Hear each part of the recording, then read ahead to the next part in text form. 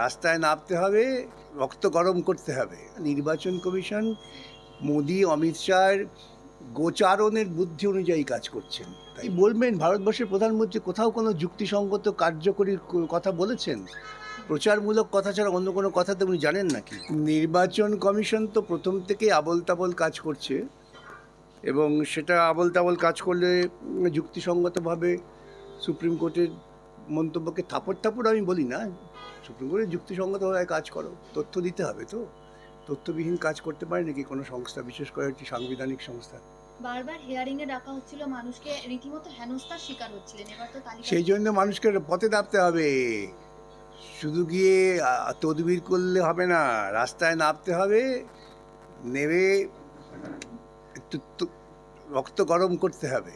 অধিকার কেড়ে নেওয়া হলে অধিকার প্রতিষ্ঠার জন্য চেষ্টা করতে হবে।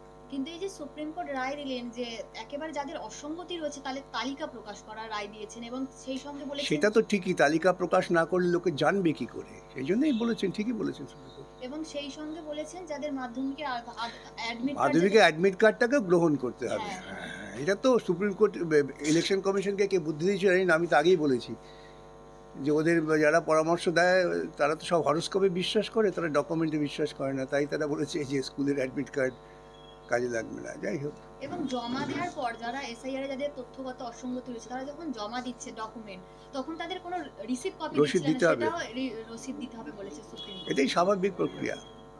নির্বাচন কমিশন তাহলে এতগুলো এভাবে কাজ নির্বাচন করছে? কমিশন তো স্বাধীনভাবে কাজ করছে না। নির্বাচন কমিশন মোদি অমিত শাহর গোচারণের বুদ্ধি অনুযায়ী কাজ করছেন, তাই জন্য হচ্ছে।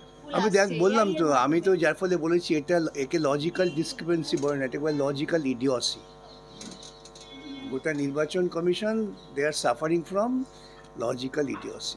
গতকাল পশ্চিমবঙ্গে প্রধানমন্ত্রী নরেন্দ্র মোদী সিঙ্গুরে সভা করলেন, এবং সেখানে দেখা গেল সিঙ্গুরে প্রত্যেকটা মানুষ আশা করেছিল শিল্প নিয়ে কোনো কথা বলবে। গর্ধব ছাড়া কেউ আশা করতে পারে না, কোনো মানুষ আশা করেনি যাদের বোধ বুদ্ধি আছে। যারা পরিকল্পনা করে এখান থেকে একটা তৈরি কারখানা গুজরাটে পাঠিয়ে দিল, যখন নরেন্দ্র মোদী সেখানকার মুখ্যমন্ত্রী ছিল, সেই নরেন্দ্র মোদী এখানে এসে বলবে যে সিঙ্গুরে কারখানা করো। এইসব হচ্ছে একটা ন্যারেটিভ তৈরি করা হয়। আমার শব্দটা হয়তো কঠোর লাগতে পারে, কিন্তু নির্বোধ ছাড়া কেউ আশা করবে না তৃণমূল বিজেপি তারা শিল্প করতে পারে। কিন্তু সবাই একটা আশা করেছিল যে প্রধানমন্ত্রী আজ সিঙ্গুরে সবাই আশা করেনি, আবারও বলছি, সবাই আশা করেনি। এই আশাটাকে ন্যারেটিভটা তৈরি করেছিল একদল প্রচার মাধ্যম আর বিজেপির কিছু নেতা। কিন্তু সিঙ্গুরের মাটিতে দাঁড়িয়ে সে কোনো রকম কোনো কথা না বলে রাজনৈতিক কথা বলে তিনি কি বলবেন ভারতবর্ষের প্রধানমন্ত্রী কোথাও কোনো যুক্তিসঙ্গত কার্যকরী কথা বলেছেন? প্রচারমূলক কথা ছাড়া অন্য কোনো কথা তো উনি জানেন নাকি? প্রধানমন্ত্রী বলছেন যে বিহারে জঙ্গলরাজ শেষ করেছে, এবার বাংলায় শেষ করে সোনার বাংলা গড়ব। উনি গোটা দেশে জঙ্গলরাজ প্রতিষ্ঠা করেছেন। প্রধানমন্ত্রী হ্যাঁ, বিজেপি ক্ষমতায় আসার পর গোটা দেশে জঙ্গলরাজ প্রতিষ্ঠা হয়েছে। এবং আগে বিহার ইউপিতে ছিল, এখন গোটা দেশে তিনি জঙ্গলরাজ প্রতিষ্ঠা করেছেন। দেখা যাচ্ছে প্রয়োজন হলে সময় মতো সব ব্যাখ্যা করে দেখিয়ে দেবো কীভাবে জঙ্গলরাজ প্রতিষ্ঠা হয়েছে। ভারতবর্ষের সম্মাননা আন্তর্জাতিক ক্ষেত্রে তিনি একবার ধুলায় লুটিয়ে দিয়েছেন। এর থেকে বড় জঙ্গলরাজ কী হতে পারে?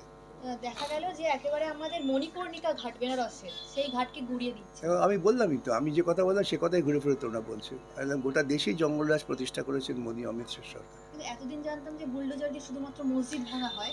তাই তো হয়, লোকে তাই ভাবে। আমরা যখন বলি লোকে মানতে চায় না। বুলডোজার যখন নেমেছে তখন শুধুমাত্র রহিমের ঘরে থাকবে না, রামের ঘরেও আসবে, তাই হচ্ছে। কিন্তু তারা যে হিন্দু সংস্কৃতি ওরা কি বলে সে নিয়ে, ওদের কাছে হিন্দু সংস্কৃতি কিছু না, ওদের কাছে একমাত্র সংস্কৃতি হচ্ছে আদানির পকেট।